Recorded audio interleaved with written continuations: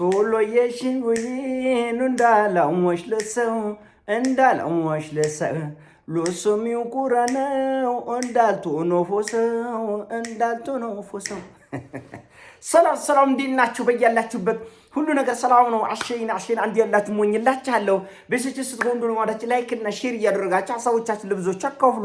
ለዚህም ሁሉ አመሰግናችኋለሁ። ሐሳቡ ሲሞቻችሁ እንደሎ ወዳችሁ 3000 ላይክ እንድትገጩኝ በትህትና አጎብዛችኋለሁ። ዛሬ ሚዛናችን ይዘላችሁ መጣ ነው ሰበር ዜና። በኢራንና በአሜሪካ መካከል በስዊዘርላንድ እየተካሄደ የነበረው የመጨረሻው የፊርማው ስነ ስርዓትና የድርድሩ ሂደት ተቋርጧል። በትናንትናው ዕለት የአሜሪካው ፕሬዝዳንት ዶናልድ ጄ ትራምፕ እንደዘገብኩላችሁ ማታ ዘግቤላችኋለሁ ኢራን በዚህ ድርድር ላይ የማትስማማ ከሆነ በቦምብ አፈነዳታለሁ አጋያታለሁ የሚል ንግግር ከተናገሩ በኋላ የኢራን ተደራዳሪ ቡድኖች የአሜሪካን የውጭ ጉዳይ ሚኒስትር ጄዲ ቫንስን እነ ኩሽነርን አዳራሽ ውስጥ ቁጭ አድርገው ጎልታቸው ጥለው ወጡ። ቅሌት አይመራቸው መልካቸው በቃ አንድ ቁሌት የማይሰለቸው ቅሌት ምግቡ ቅሌት ቀለቡ የሆነ ሰዋል ይጎርማቻል። ያ ሁሉ የአሜሪካ ተደራዳሪ ቡድን ቁጭ አድርገው የኢራን ተደራዳሪ ቡድኖች አዳራሽ ውስጥ ገደል ግቡ ቀቅላችሁ ብለ እናንተን ድርድር ብለው ጥለወጡ። እኔ ብያለሁ እነዚህ ኢራኖቹ ሰበብ ነው የሚፈልጉት፣ ለውጊያ ሰበብ ነው። ቀስ አድርገህ አፍን አትክፈት። ኢራኖቹም በተደጋጋሚ ተናግረዋል። እቺ አፍ መካፈት የመንደር ባልቴት አይነት ሙድ የምታራምደው አቁም። ጦርነት ቆመል፣ ተሸንፈሃል፣ አርፈ ወደ ቤት ገብታል፣ አቁም፣ በቃ አፍ መክፈትን አቁም ብለው በተደጋጋሚ ኢራኖቹ ተናግረዋል። ግን መደማመጥ አልተቻለም። አፍ መካፈቱ ስላልቀረ ኢራኖቹ እንደዚህ ያለ ሰፋጣ ካለ ወደ ጦርነቱ እንመለሳለን፣ ድርድሩን አቁመናል አለ። ምን ታመጣለህ? ጭራሽ እኮ የአሜሪካው ፕሬዝዳንት ዶናልድ ጄ ትራምፕ ይሄ ድርድር ካልተሳካ የኢራን ተደራዳሪ ልኡካኖች ወደ ኢራን አይመለሱም ይላል። ምን ማለት ነው? ምን ማለት ነው? እገላለሁ ነው? አስራለሁ ነው? ወይስ ደግሞ ልክ የቬንዙዌላ መሪ ላይ ማዱሮ ላይ እንዳደረገው አንጠልጥዬ አንቄ ወደ መጣበት ወስደዋለሁ፣ ወደ አሜሪካ ወስዳቸዋለሁ? ምን እንደማለት እንደሆነ አይታወቅም። በዚህ ድርድሩ አልቋል። በፊርማ ዓለም ሁሉ ያየው የሰማው ነገር ነው። ከነዚህ ቅዥቤዎች ጋር ቆረቆንዶች ጋር መነጋገር ችግር ስለሆነ ነው እንጂ የተደረገውን ድርድር መላ ዓለም አይቶት ቢቢሲም፣ ሲኤንኤን፣ ፎክስ ኒውስ ዓለም አቀፍ ሚዲያዎቹ በሙሉ ዘግበውታል። ጉዳዩ አልቋል። በቃ ፊርማው ተፈርሟል። የሚደራደሩበት ሀሳብ አልቋል። አሁን በዲቴል ጉዳዮች እንዴት እናድርገው፣ ኒኩለርን ጦር መሳሪያ ጉዳይ እንዴት እናድርገው የሚለው ሂደት ለመጀመር ገና የመጀመሪያ ቀን ነው። 60 ቀን ነው የተሰጠው ለድርድር 60 ቀን ተሰጥቶ ገና በመጀመሪያው ቀን መበጥበጥ ጀመር። እንደዚህ ነው። አንዳንዱ በሜዳ ላይ ይሸነፋል። ከዛ በኋላ የመንደር ብሽቅ ባልቴት ይመስል አፉን ይከፍታል ወጥቶ። ይሄ ነው ችግር። መሪዎች ዝቃጮች ሲሆኑ፣ ጨቅላዎች ሲሆኑ ራሳቸውንም አገራቸውንም ያዋርዳሉ። የሚናገሩትን አያውቁትም። ጠዋት የተነገረውን ከሰዓት ስትጠይቀው እኔ ነኝ ይላል። በቪዲዮ ማስረጃ እያሳየው ራሱ ያፍርበታል። የተናገረው ንግግር ሰኞ ተናገረው፣ ማክሰኞ ተናገረው፣ ሮብ ዕለት ያፍርበታል። አሁን ወጥቶ ሌላ ልምምጥ ውስጥ ደግሞ ይገባል። በእርግጠኝነት ትራምፕ ምንድን ነው ትናንትና ልጄ እንኳን ለአባቶች ቀን አደረሰሽ ብሎ የለጠፈው ልጠፍ ልጁ አይደለችም እና ከሌላ የደቀለው ነው ወይ ተብሎ መላ ዓለም መነጋገሪያ አድርጎታል። ምን እንደሚሰሩ እንኳን አያውቅም።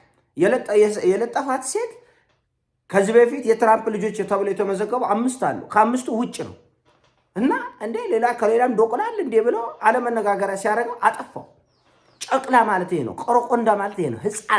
ህፃን መሪዎች ማሰቢያቸው የተደፈነ ለራሳቸው ተወርደው አገር ያዋርዳሉ እና ህዝቡም ወራዳ ሲሆን ወራዳ መሪዎች የሚናገሩትን የሚሰሩትን ለማስቆም ለማረምና ለማስተካከል ፈቃደኛ አይደለም እና በጣም የሚያስደንቅ ነው። ቁጭ አድርገው የአሜሪካ ተደራዳሪ ቡድኖች ቁጭ አድርገው እነ መሐመድ ጎሊባፍና እነ አባሱ አርጋቼ ጥለው ወጡ።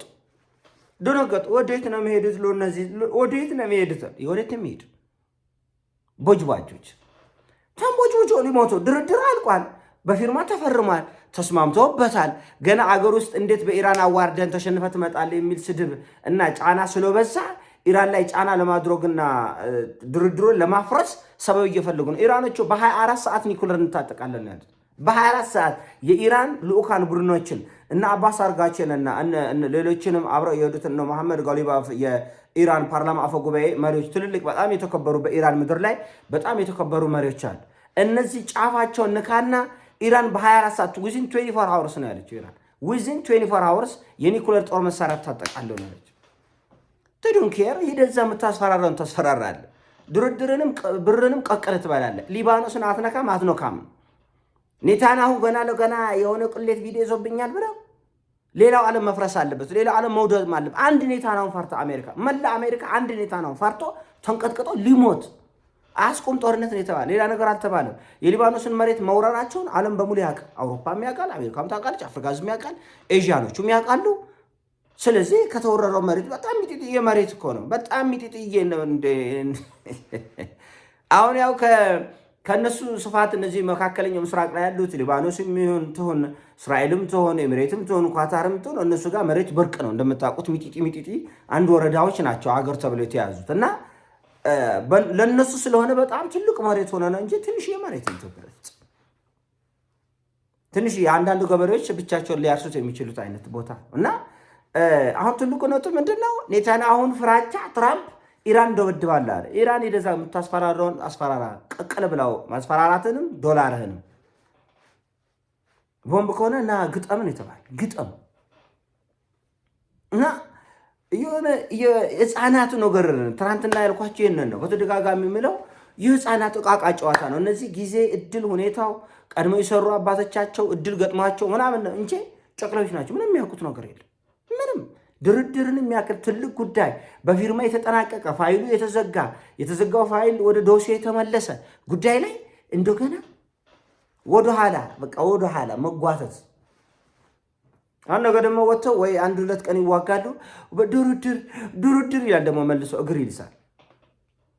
ብሽቆች እኔ እኮ የምናደደው ለምን በእነሱ ጦስ ዓለም ዋጋ ይከፍላል። እኛው አብዛኛው የኛዎቹ ጉዶችን ካል ምንም የሚያውቁት ነገር የለም። ጭንቅላታቸው በደህና ጊዜ ሽጦ ይበሉ ናቸው። ማዕት ምን አረገች አሜሪካ? ለኢራን ታግዛ። ለኢራን አይደል እያከስን ያለ ነው። ዓለም አቀፉ ፖለቲካ በጣም የተበሳበሰ በድሆች ደምና እንባ ላይ ላብ ላይ የተጠለጠለ መሆኑ ስለምናቅ ነው የምንታመመው። የኢራን ጉዳይ ገና ሳይቋጭ ነው የኢትዮጵያ የአባይን ግድብ በመገደቧ ምክንያት ግብፅን ጫና እያደረገች ነው። አሁን አሜሪካ በግብፅ ጉዳይ ላይ እኛ እንድናደርገው የምንፈልገውን ነገር ካላደረግን ማዕቀብ ነው።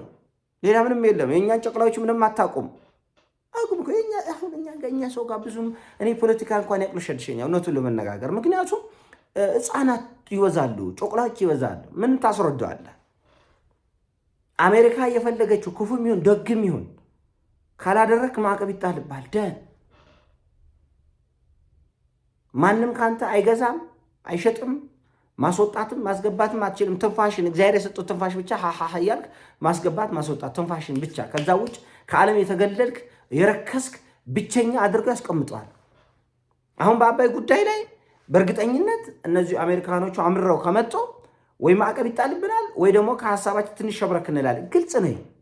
ግልጽ ነው መነግረ ወይ በአባይ ጉዳይ ላይ ሸብረክ ብለን ግብፅ የምትፈልገውን ነገር እናደርጋለን። ያብለበዛ ደግሞ ማዕቀብ ይጣልብናል። ከማዕቀብ ቀጥሎ ደግሞ ወረራ ይፈጸምብናል። ዳትዚ እውነቱ ይሄ። ለዚህ ነው እኛ ዓለም አቀፉ ስርዓት ልክ አይደለም፣ በወሮበሎች ነው የሚመራው፣ በወንበዴዎች ነው የሚመራው ብለን በተደጋጋሚ የምንጮህበት ምክንያት የዓለም አቀፉን ስርዓት ጠንቅቀን ስለምናውቅ እና ኤኒዌይስ አሁን ትልቁ እሱ ጉዳይ አይደለም። መድኃኒታቸው ኢራን ይህን ነገር ከሞላ ጎደል እያስተካከለችልን ያለው። ሌላው ይህን ፈለግ ተከትሎ የሚነሳ ከሆነ ይነሳል። ይህን ፈለግ የማይከተልና የባርነት ደም ውስጡ ያለው ዩዘር ማንዘር የባርነት ደም ያለ ግለሰቦች ከሆነው ህዝቦች ከሆኑ ደግሞ ያው እግር እየላሱ መቀጠል ነው እና ይሄ ድርድር መቋረጡ በጣም ጥሩ ነገር ነው።